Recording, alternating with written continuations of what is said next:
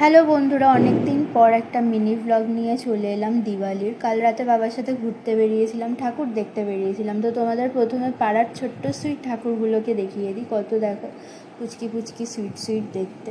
আর তারপর চলে গেলাম কিছু বড় বড় ঠাকুর দেখতে।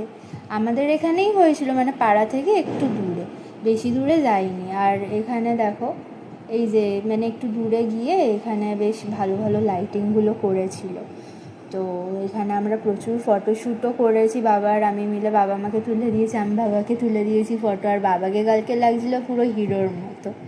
তো যাই হোক, এবার দেখো আবারও লাইটিং দেখাচ্ছি তোমাদের। দিওয়ালি মানে লাইটিং, এগুলোই সব থেকে স্পেশাল লাগে। লাইটিং, প্রদীপ, মোমবাতি এগুলো জ্বালানো আমার কাছে দিওয়ালি মানে খুব স্পেশাল একটা ব্যাপার ছোট থেকে।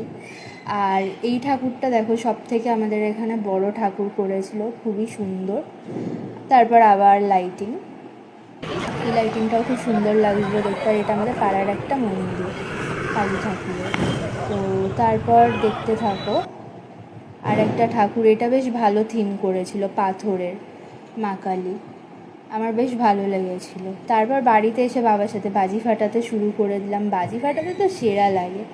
তো তারপর ডিরেক্ট একদম ডিনারে বসে গেলাম। প্রথমে মায়ের প্রসাদ খেয়ে নিলাম, আর তারপর হয়েছিল আমাদের নিরামিষ চিকেন। তো এটাই, চলো টাটা।